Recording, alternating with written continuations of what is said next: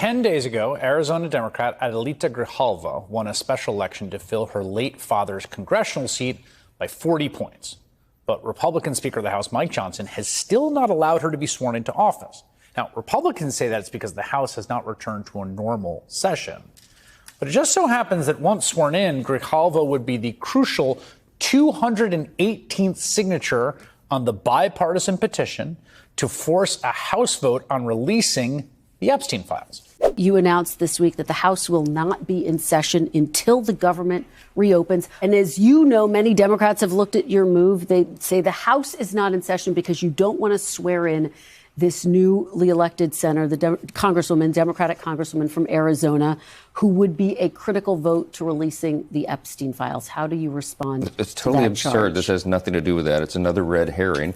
The reason the government is closed is because Chuck Schumer and 43 of his Democrat colleagues in the Senate have decided now to vote multiple times to keep the government closed. What's up, everybody? Major Retired Richard Ojeda here, and Mike Johnson, the so-called Christian nationalist Speaker of the House, straight out of the Bible Belt, loves to preach about morality and Jesus. This do as I say, not as I do hypocrite pushes legislation to control what Americans watch and do in their own homes. But now he's caught in a power play so scandalous, even he can't spin his way out of it. Let me ask you about some of the issues at play here, because President Trump, the White House, says it's preparing to potentially lay off thousands of federal workers. That's never been done before in a shutdown. Do you support laying off thousands of federal workers as a part of this shutdown? We haven't seen the details yet about what's happening, but it is a regrettable situation but that the president does not want. The president asked Chuck Schumer and Hakeem Jeffries in the Oval Office about a week ago, please don't do this. Please keep the government open and we'll work out all these issues that we have plenty of time to work out. He's blocking Adelita Grijalva, a newly elected representative from Arizona, from being sworn in because she's a 218th vote that would force the release of key Epstein-related files. That decision leaves southern Arizona unprotected and unheard.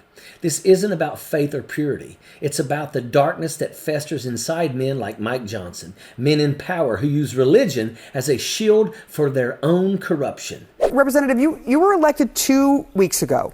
Why do you think you have not been sworn in by the Republican Speaker of the House yet? And I am going to be the 218th signer to the discharge petition. So that is the only thing that most people are pointing to. I mean, I am a woman of color, a Chicana from Tucson. None of those factors, I don't think, are reasons why I wouldn't be being sworn in, other than pointing to the Epstein Files and the complete lack of transparency from this administration in releasing those files. The other is Speaker Johnson has closed down votes in the recent past to avoid a vote on the Epstein Files. And while Johnson is blocking Adelita Grijalva, denying Southern Arizona a voice in Congress, guess where he is? Not in the chamber doing his job, not negotiating to reopen the government. No, the House is shut down, and Mike Johnson has taken himself and his caucus on a taxpayer-funded vacation. Federal workers face furloughs. Essential workers labor without pay. And Johnson, he's pointing the finger at Democrats while cashing your check.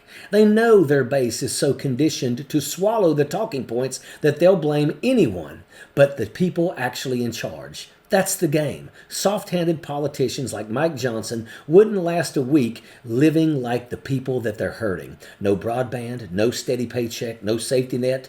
Grifters like Johnson live in privilege while the rest of the country pays for their theatrics. Meanwhile, people at home are doing what Congress refuses to do, showing up. Single parents are picking up double shifts to cover missed paychecks. Veterans are helping one another keep the lights on. Neighbors are running food drives for furloughed workers. The public is holding the line while Washington plays games. That's the real story you won't hear from Moses Mike and his red herring routine. And that is where it all starts to unravel for Moses Mike, because NBC's Kristen Welker wasn't having it. She looked him straight in the eye on Meet the Press and asked what every American watching this shutdown wants to know. Why isn't Congress working? Why isn't the newly elected representative from Arizona sworn in?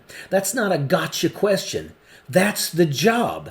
And what does Mike Johnson do? He reaches for his high school debate team magic word, red herring.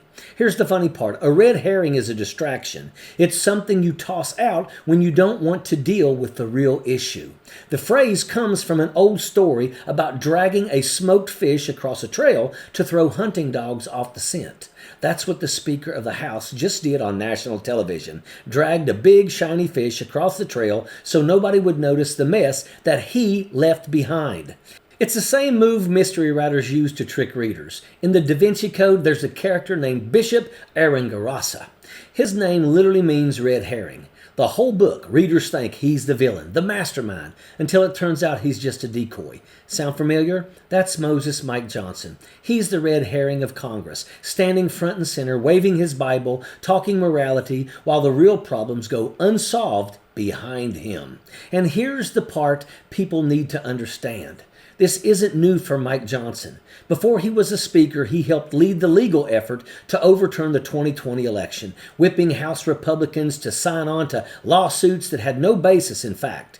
He spent his career turning culture wars into procedural weapons. Shutdowns, delays, moral panics, blocking votes. That's not an accident. That's the brand. The Bible verses and the red herrings are just window dressing. The goal is always the same: distract you from what they're actually doing with your government while blaming somebody else. This is the pattern. When Trump floated using federal troops against protesters, Johnson defended him. When culture war bills to regulate sex, speech, and the internet came up, Johnson carried them. Over and over, it's the same tactic. Moral panic up front, procedural sabotage in the back. And now comes Project 2025, the blueprint to make all of this permanent. Purge the federal workforce and replace them with loyalists. Gut environmental protections. Shred labor rules. Crush oversight agencies like FEMA, NOAA, and the Consumer Financial Protection Bureau. Rip power away from communities and hand it to the very billionaires who fund this movement. While you're watching them rail about porn and prayer, they're dismantling the government piece by piece. This isn't abstract. Every shutdown they engineer means federal workers without paychecks. Every agency they cripple means slower disaster response, weaker food safety, fewer consumer protections. Farmers lose support, veterans lose benefits, families lose stability, and the people orchestrating it all fly home on taxpayer-funded flights and call it leadership and blame the Democrats. That's the playbook. Morality as a shield, distractions as a tactic, power grabs as policy, and if we don't call it out, the smoke and mirrors and the theatrics will become the new normal. We've seen this movie before. Every time the plot's the same. A crisis they created, a scapegoat they invent, a distraction they sell. They call it governing, but it's a con. One built on keeping Americans too divided and too exhausted to notice the pattern.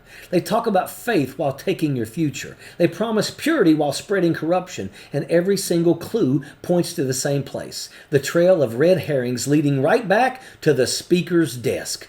The truth is, this whole saga has been one long detective story. Every clue, every speech about purity, every prayer breakfast photo op, every shutdown stunt leads back to the same motive. Control, not service, not faith, just power. And once you see the pattern, you can't unsee it. Johnson is not just using a distraction. He is the distraction. Mike Johnson is the Bishop Aringarosa of this operation, the pious front man who was never the mastermind, just a decoy waving a flag and quoting scripture while the real agenda marched on behind him. And just like a Scooby-Doo episode where the villain gets caught, the mask finally comes off. And there he is, the Speaker of the House, the red herring of Congress himself, Mike Johnson. Mike, get your sorry ass back to work for the American people. Quit being a snot-nosed MAGA crybaby and swear Adelita Grijalva in now.